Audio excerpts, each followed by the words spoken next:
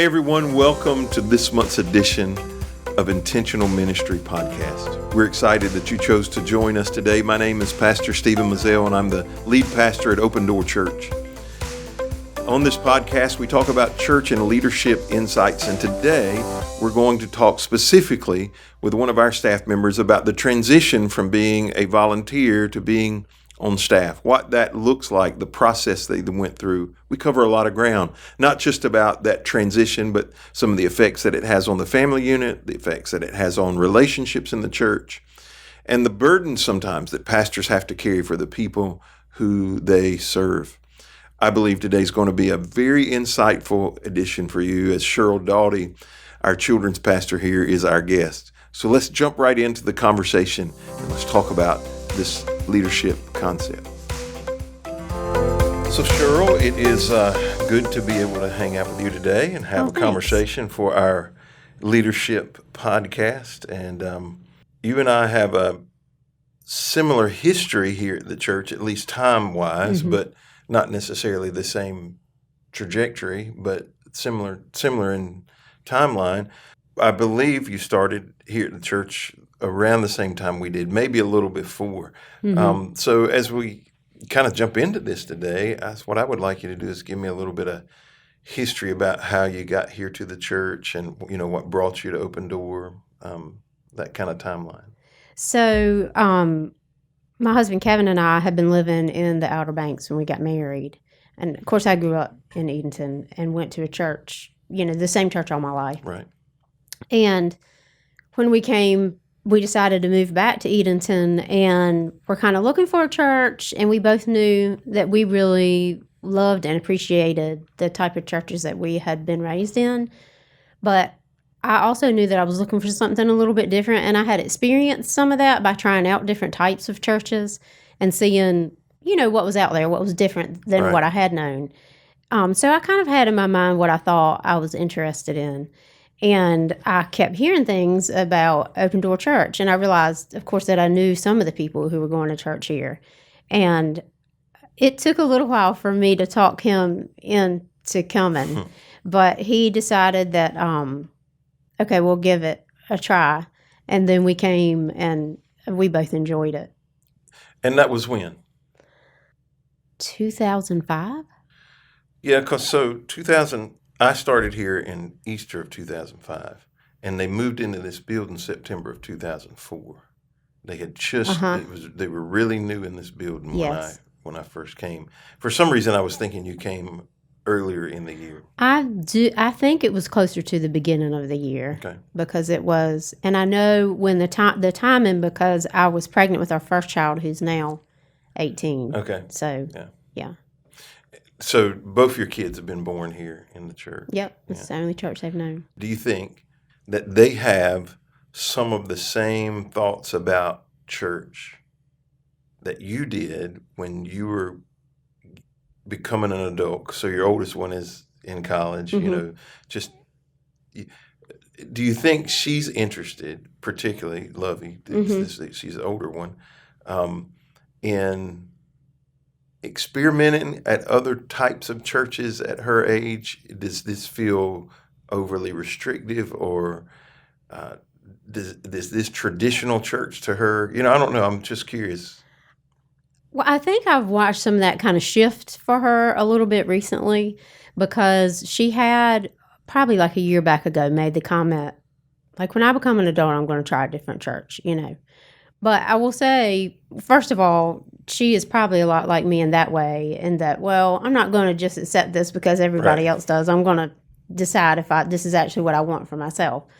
Not to say she hasn't loved and appreciated it, but I think that she has that trait. And then I also think that she has just seen a different side of church life than most kids her age have, because I've been involved in ministry for a while now.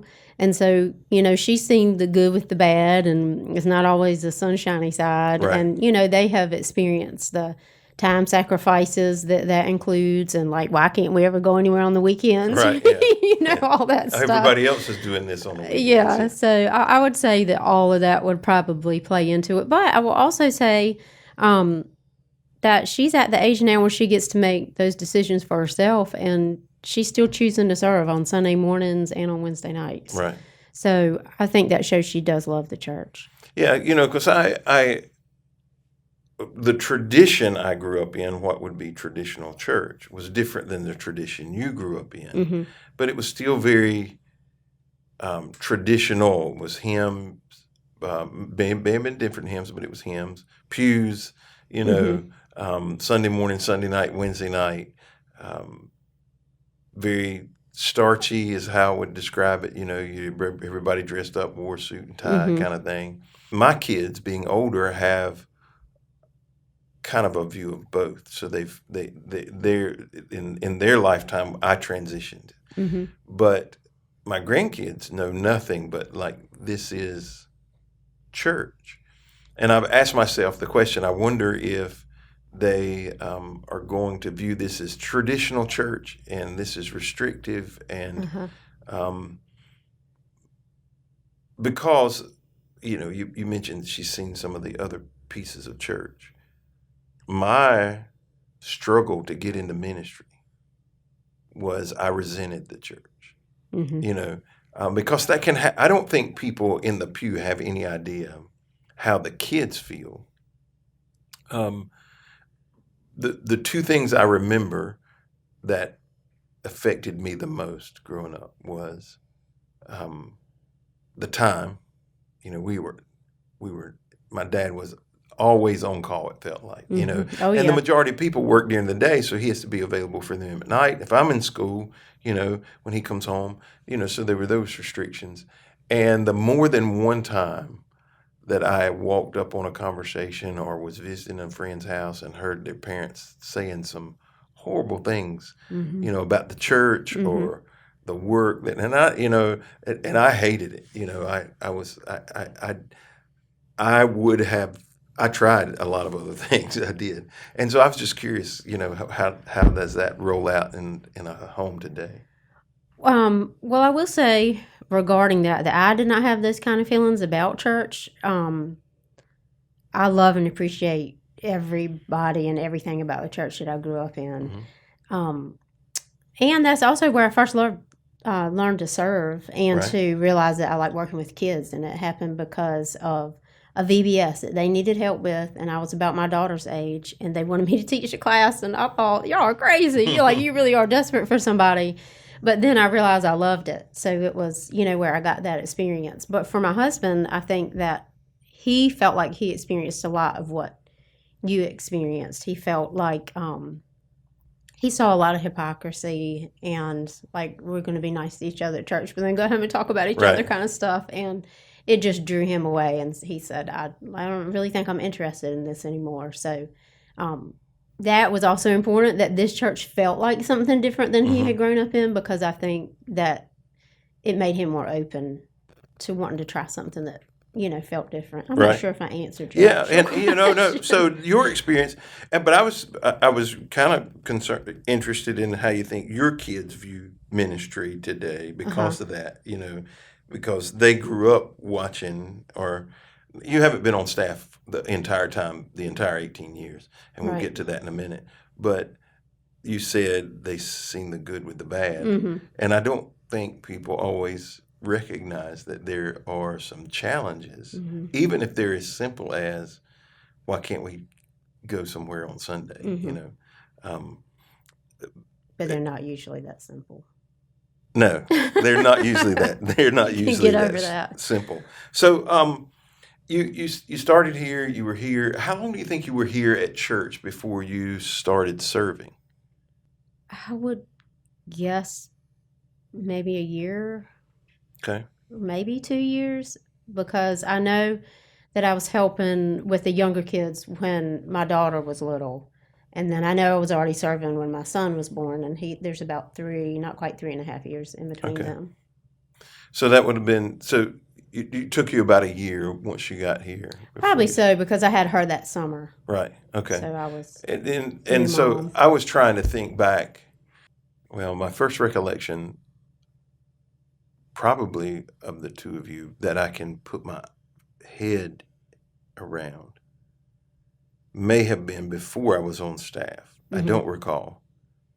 You sang, if I remember right, you sang in the choir, and Kevin was Jesus. But I don't remember if that was before or after I came on staff, because that kind of, what is it? What are you laughing You at? probably don't know this story. Uh-oh. Tell This it. is off topic, but I have to say it because you Okay. brought it up. Did you know that because of that play, because they asked him, like he was pretty much wearing a Oh, he was pretty much loincloth, naked, yeah. He was known as Hot Jesus for many years after that.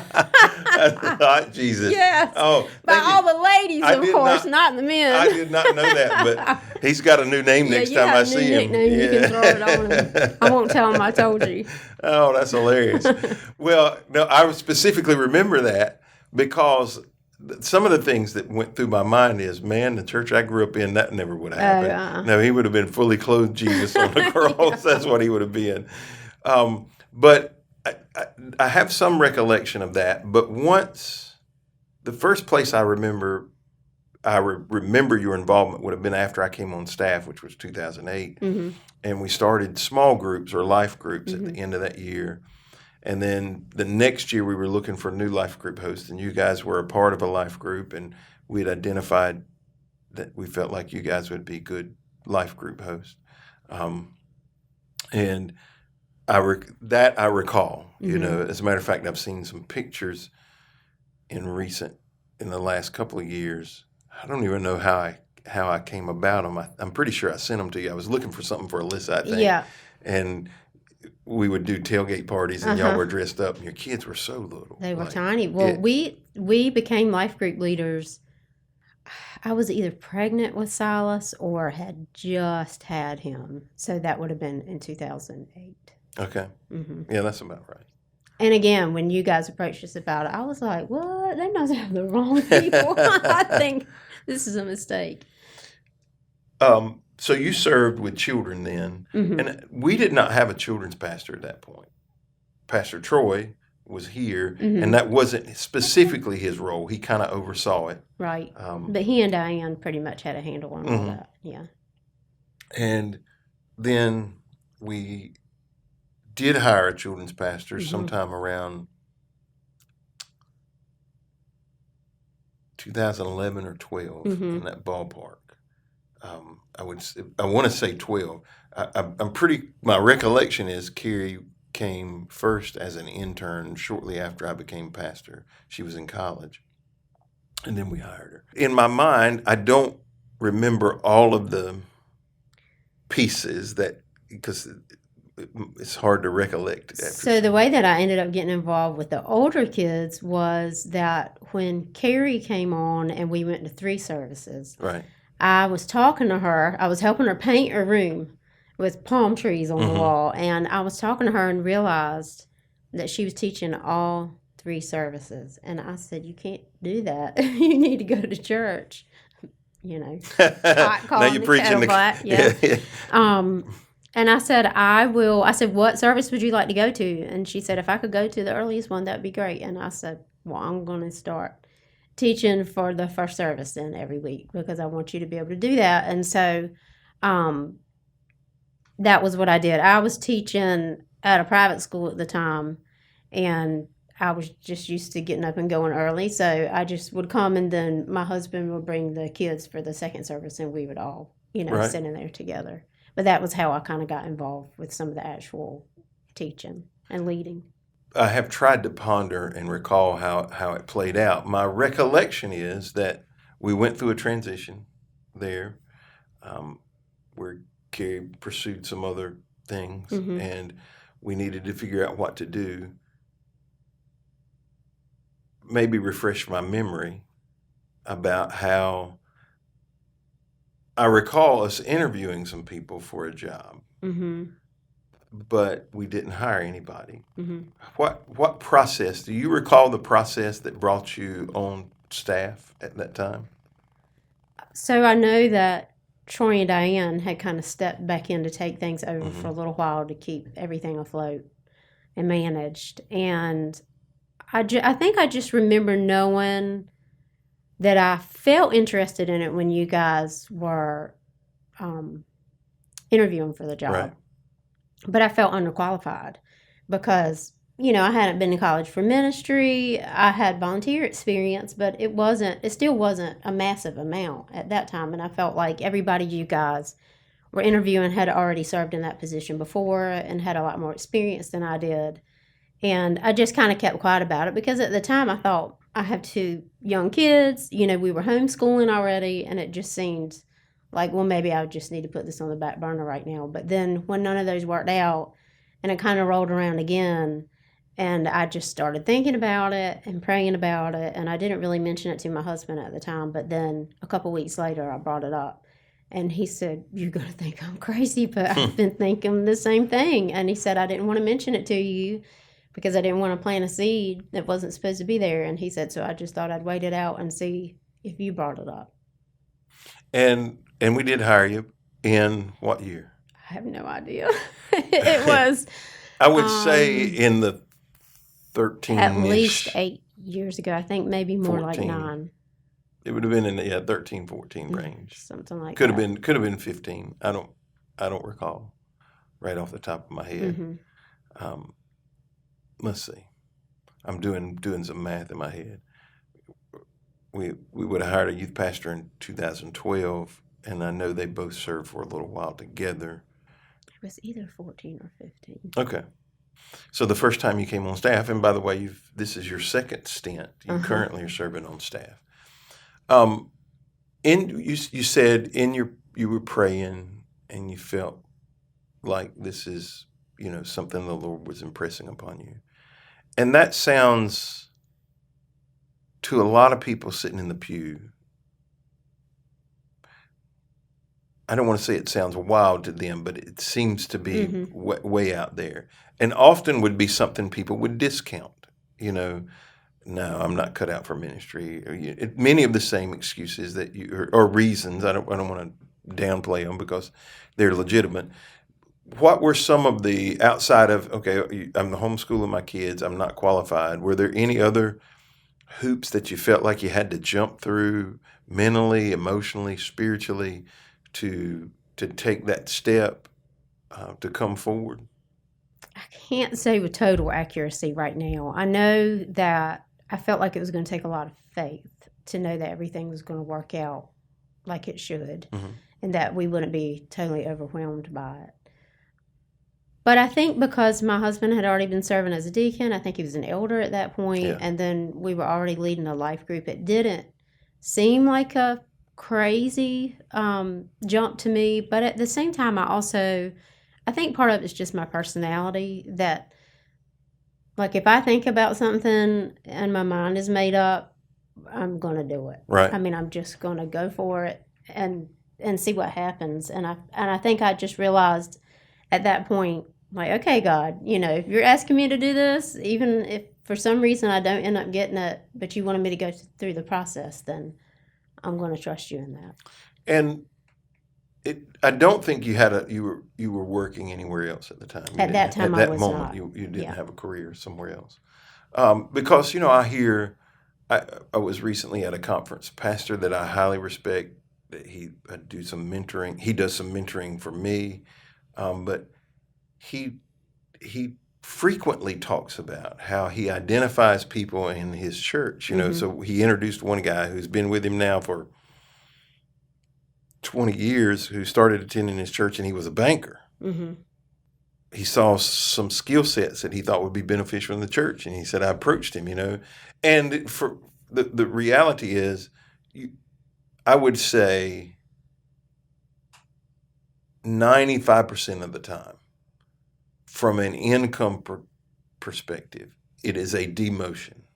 You're typically, if you leave the private sector, even if it's nothing just but benefits, because the benefits are very limited in ministry, or most ministry positions, you're going to take some kind of salary cut, significant salary cut. And he was a banker, I'm sure he did. Yeah, like he started to work for like a third of what he was making, which is like, God better be calling you, But you better be calling your wife too. Yeah, that's right. Exactly. Yeah. She's like, what?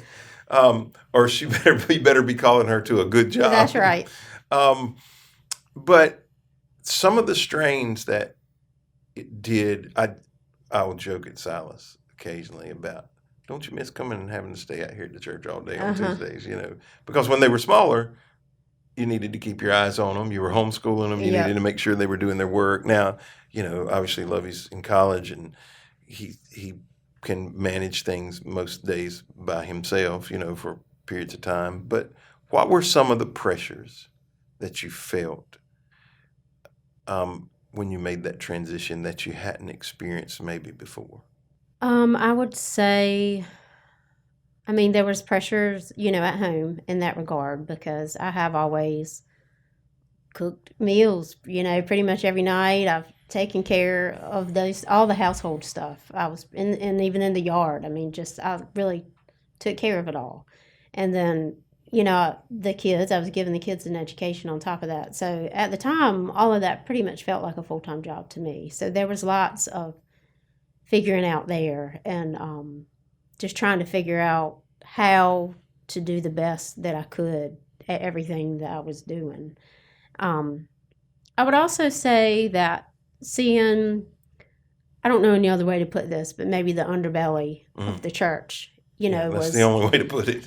we were exposed to it to a certain extent because some hard things happened in the first couple Early. of years that we were here. And with Kevin being a deacon, we kind of had to deal with quite a bit of that stuff. Right. But just, I think being in a position of being dependent on to make things happen at the church, having to make decisions about things that you realize would affect a lot of different people, having to get enough volunteers to cover all of the things that you wanted to be able to do for the kids at the church. I think those were all some pressures I had to figure out. So I want to, I didn't put this in my notes, but it's something I just kind of want to deal with since we're here. This concept, you use the word underbelly. Mm-hmm. There, a lot of people wouldn't like that, but the church is a whole package. There's a whole, there's a whole piece to it. And when we say that, I don't think sometimes people maybe even know what you would be. And I'm not looking to throw shade or dig dirt. That's not what I'm after. But can you give some generic examples of when you say that, what you mean? I think I would say that you begin to see conflicts that are in the church, opposition to things that just don't seem to matter, the kinds of relationships that you see within the church and how they are all working or not working together, finances of the church, and just, a lot of people's personal stuff that the average churchgoer don't get. Yes, and it's not that any of it's bad. It's just real.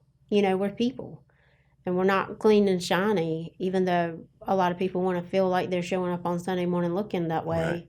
Right. You just really start to understand a lot of what's actually going on and what's going on in people's lives. Yeah, I would say that you naturally expect things like, the term might be politics, the interpersonal relationships, the challenges of finances, making a budget work because, there are some people who give sacrificially. There are other people who give $25 a week and think they're doing you a favor, and have no idea how much it takes for them to, they're certainly, I don't mean this ugly, but here we go.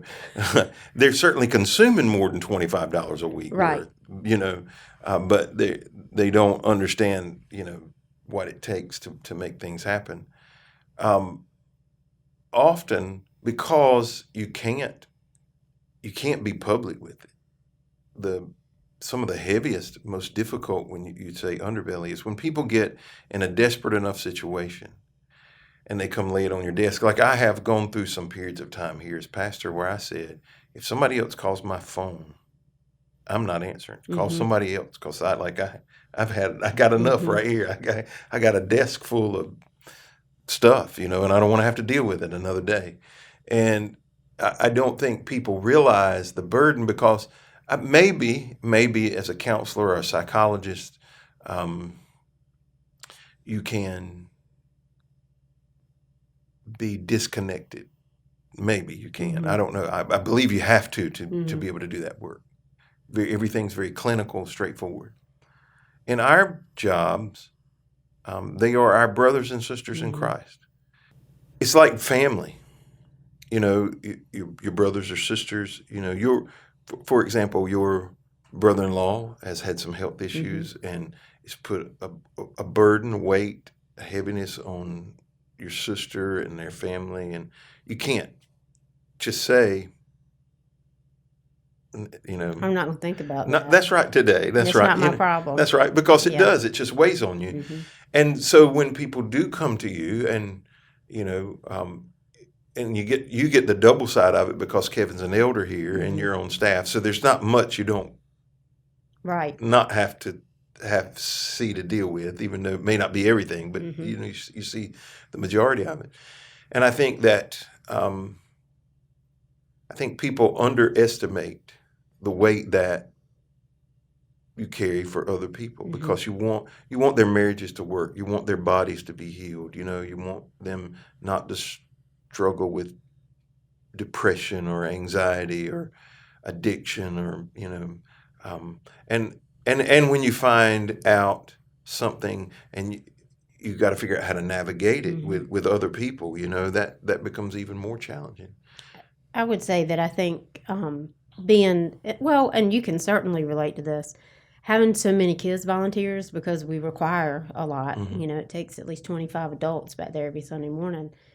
It is challenging for me because I want for everybody to know that I do care, that you're having a medical procedure or that you're sick this week or that you have things going on in your family that you're wanting us to pray for, or that you're just having a hard time right now. And it's hard to make sure that I keep up with all that stuff and then to follow through and actually check in with people about it, because I don't ever want for anybody to feel like I just care that they're doing their job on a Sunday morning, because that's not true. Right. And then when you don't know, you feel guilty that you didn't know, or you feel bad that you didn't follow up. You know, I certainly have those moments myself. That transition, though, from, okay, these are my peers, to now I'm in charge. Did that affect any of your relationships? You don't have to give a specific example, but I see that. So the transition into and out of both ways presents certain challenges. The transition out, I can always tell people, I can warn people ahead of time, you're going to know everything, and then when you leave, if you try to be a regular attender, you're not going to know everything, and you're going to feel like you're on the outside looking in. But when you moved into a leadership role, how did it affect your relationships? Did you notice any? I honestly did not notice any differences.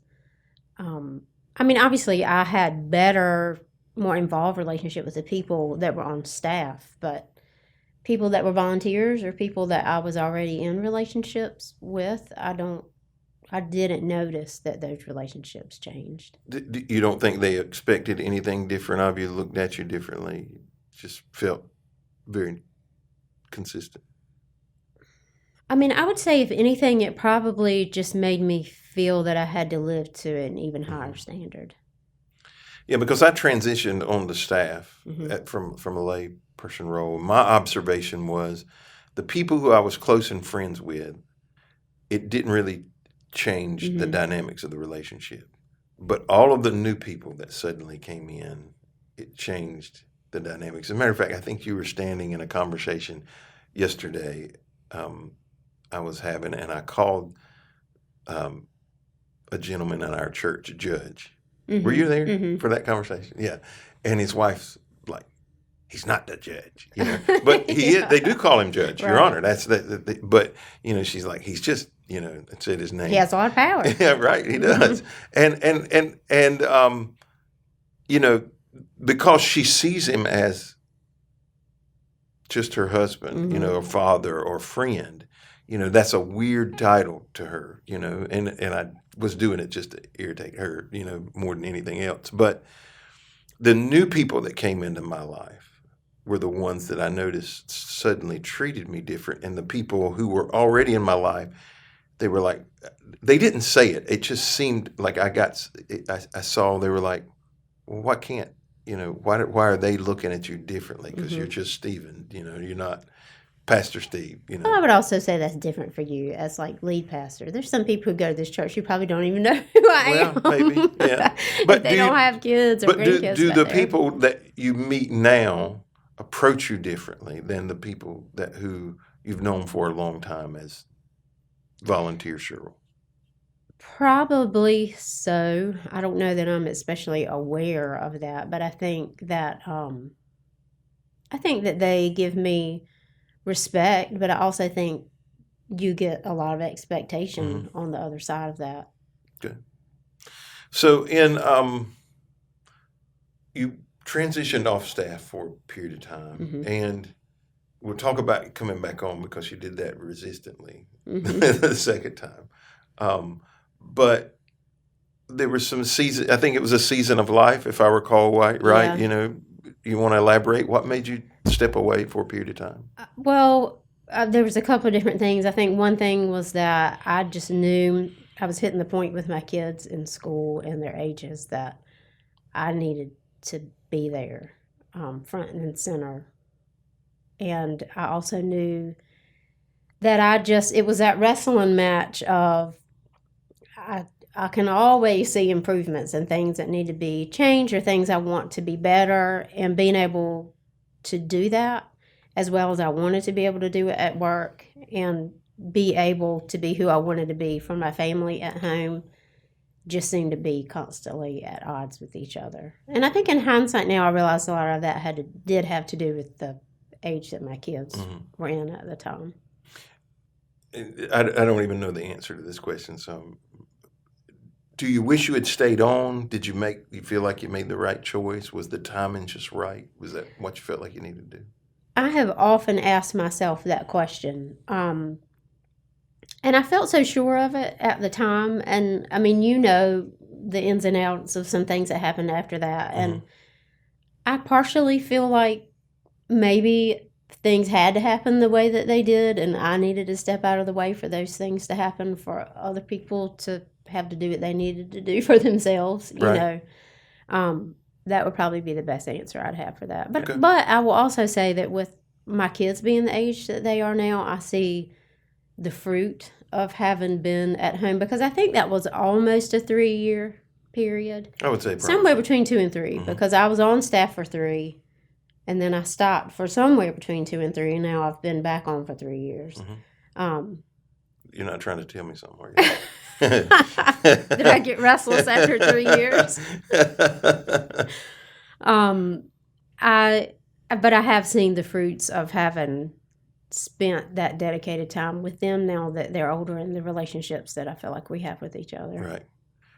What is different this time than the first time? You can be as honest as you need to be.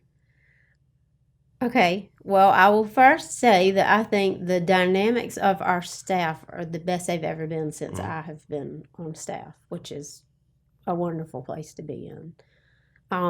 I think for me personally, I feel more confident in my abilities. I feel less like I have to depend on myself so much, and more like, okay, I'm going to pray about this first, because this is the way that this problem is going to be solved first and foremost. And to know that, I can look back and see all the needs I have felt that I had no idea how it was going to get covered. If it was people or finances, it was so many different things that God has just been so faithful to always provide for. And I think that part of it has become easier for me, that I feel like I've seen his faithfulness and I rely on it more than I think I probably did before. I don't feel as much pressure as I felt before.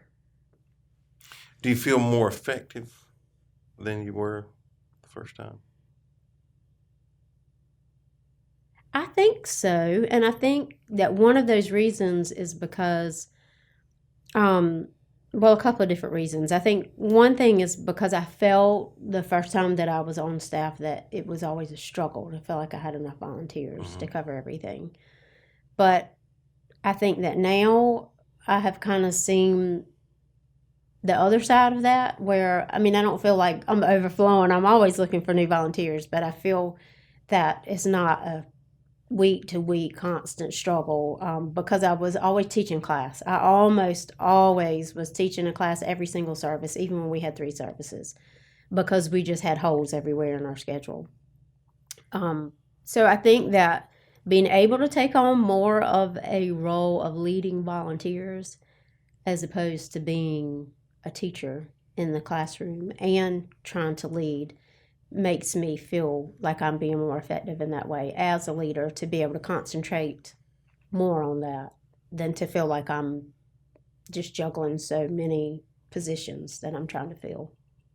Does that make any sense? Yeah, no, and I don't necessarily disagree with that. You know, when you feel like you can lead instead of do, because it's hard to do and lead. You know that.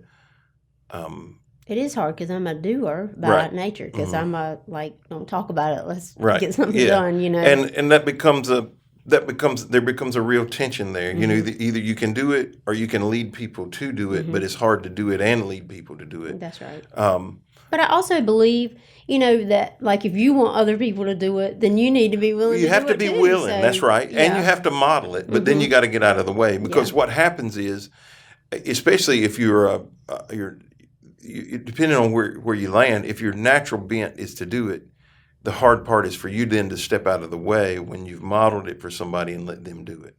You know, if you're a person who has no problem getting out of the way, the hard part for you is to do it, so people can see how you want it done, and then they can follow the way. I don't disagree. The staff dynamics are different. I think I'm a different leader Oh, I know you are. than I would have been, 5 I years didn't know ago. if you wanted me to get into all that. I don't care. I don't care. But we all should be growing as leaders. Yeah. I think I'm a different leader. I think, and I don't like that. I think this is a whole separate podcast, what I'm getting ready to say. But I believe that the end game or the goal of the church today is different than it was 5, 6, 7 years ago. How so?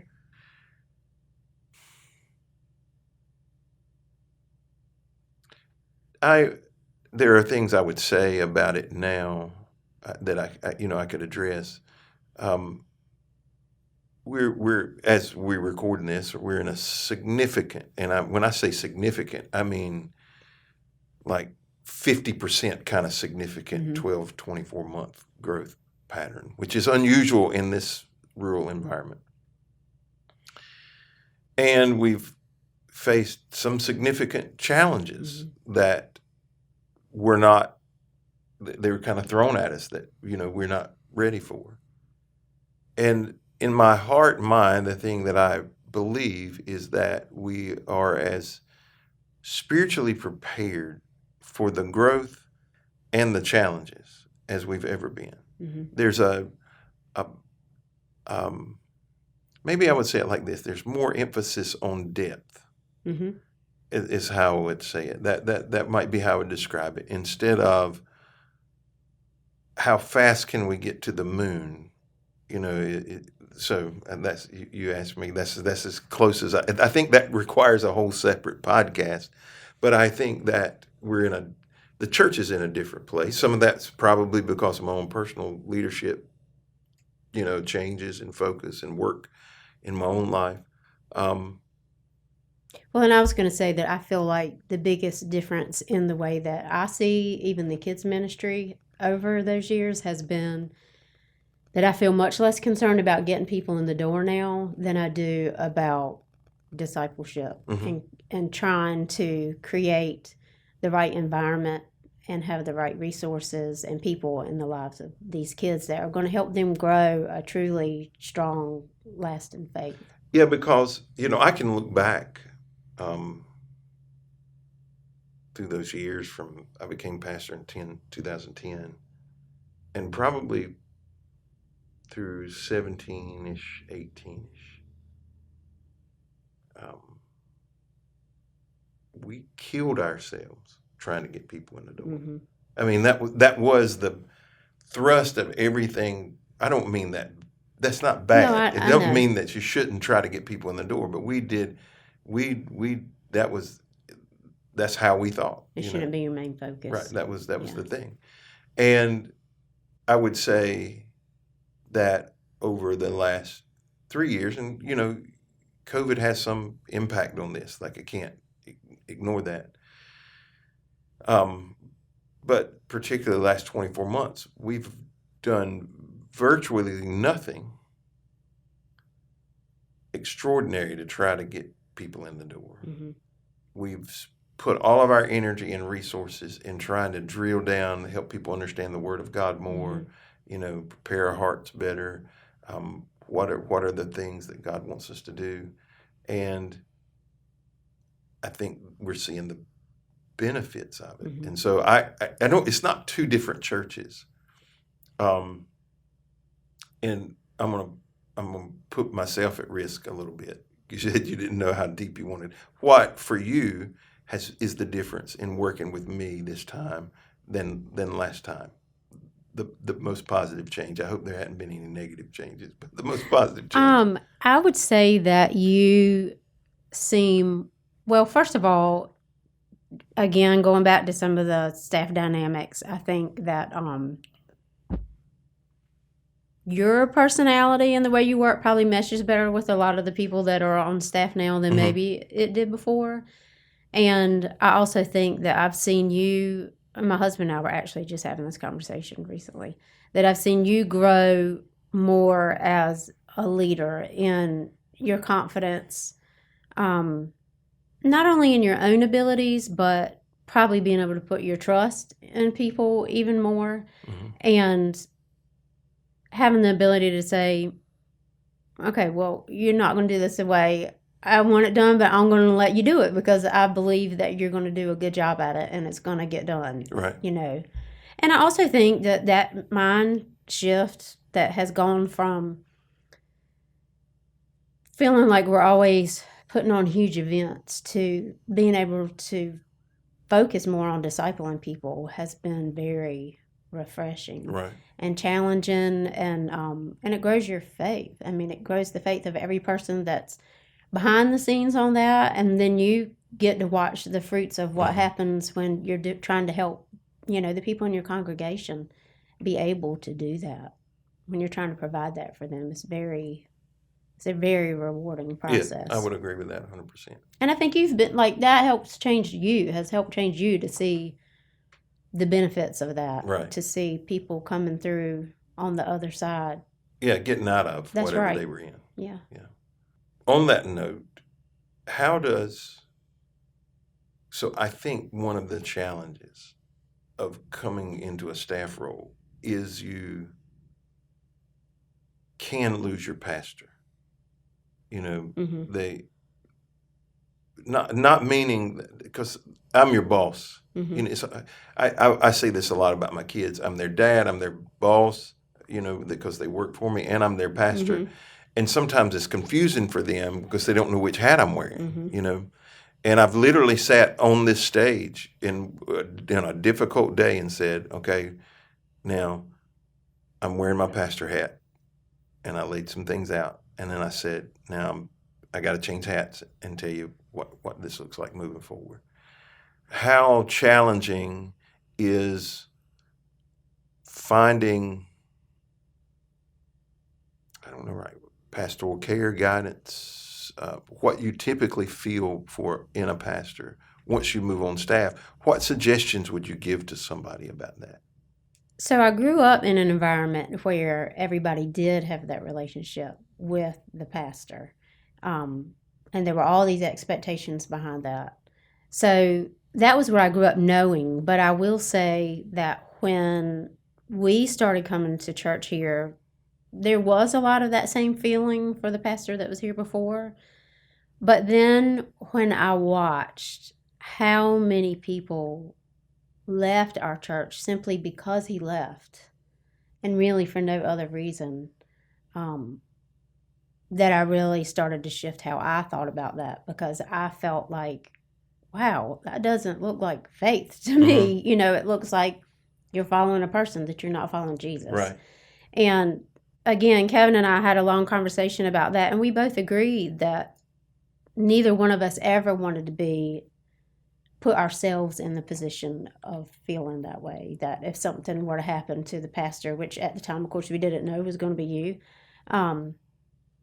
we didn't want to be, I don't want to say attached, because that's not what I mean, but I just personally rely more on reading my Bible and having a relationship with Christ than I do.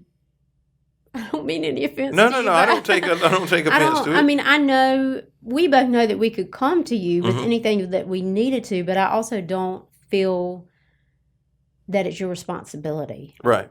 And my wife and I are both that way. You know, we don't necessarily feel like we have to.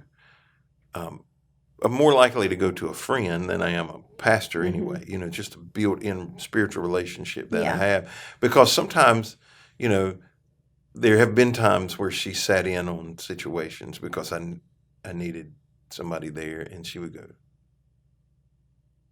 why do people come to you about this, you know? But sometimes you can put people. So when you're struggling through an issue, where do you go? What do you do? Because I think that is the model that I find more effective, what I think your answer is going to be. So where do you go? Either or both, honestly. To my husband, I mean, we discuss pretty much everything. Right. And I can think of probably 2 friends, maybe 3, that I feel like I can take those like heavy, hard to answer, like I'm struggling through this, I just need to process it with somebody. But it's because I know and trust and love those people, and I've seen how their faith has played out in their life, and that's the reason I can take that to them. And I think in general, that's what Scripture wants us to do, is to be able to build in the context of those relationships that we do have people we can lean on, not have to have somebody that we look up to that we have to take it to. Right, because there's a difference between you caring and you being the person that they need to carry this load for them. Right. I mean, and I don't know if it's because people don't have those relationships in their life, or if it's just ingrained in them that you're supposed to take the really hard stuff to the pastor. Yeah. I don't know. Well, I think that's the natural thing that people believe they're supposed to do, because the average church is so small. That's the first thing, and they have that relationship with him. And one of the reasons why the church is that small is because they want to keep it that size so they can have that relationship with that person, and they want to be able to go offload it in a particular place. But I'm not sure that that's the best biblical answer. I don't think because he can't be everybody's best friend. Right, that's right, and he's going to respond to differently. Yeah. At some point, even if you got a church of 50, if all 50 become the person where that dumps at, it's going to affect his ability to communicate. You know, it's going to affect his sermons. You know, his ability to even care. You know, because he's going to become weighed down. Can I give a good example of that? Mm-hmm. Not necessarily like taking it to the pastor, but kind of where that role comes in. When Kevin and I were in our first life group, because it was when it had just started here at our church. And we didn't really feel like we knew the people in there especially well by the time we had our second child, because we'd only been in there for a few months. But we had meals brought to us for like 7 or 8 nights in a row. And I was just so overwhelmed by that, because they were all moms who had busy lives. You know, they were busy families. And it made a huge impression on me, because I thought, this is amazing to feel part of a church family who loves and cares about me in this way. Right. But you and Barbara weren't going to bring dinner to us 7 nights in a row or 8 nights in a row. But because we had become part of a group of people that we could trust and and begin to know that well, it just creates a much different situation than if everybody were dependent upon you and Barbara for those types of relationships. That's good. So let's kind of wind this down. The last question I want to ask you is, I want you to kind of speak to people, somebody who might have a career somewhere, they may be a teacher or a banker or whatever, and they feel God tugging at them, and they don't know what it is. Like they can't put their finger on it. They believe God has more for them, but they're not sure what it looks like. What advice would you give that person? What kind of steps would you tell them to take? I would say first to pray about it so you can get clarity. And I would say to be patient, to not just quit your job and, go run off and be a missionary in another country if you don't know that that's what God's calling you to do. But I would also say that you just really need to have faith when he makes that next step, because he's not going to tell you what's coming 2 years down the road. But if he makes that next step clear, then you just have to have faith that if you take that step, he's going to show you what the next one is.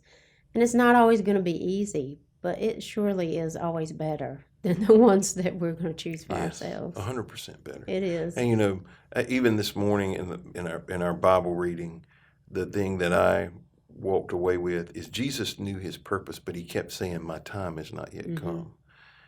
And timing is just as important as knowing. Once you know, then you got to figure out the timing. That's right. Of it, because if you get the timing wrong, you may get defeated or discouraged because you stepped in at the wrong time to do the thing God called you to do. So, good.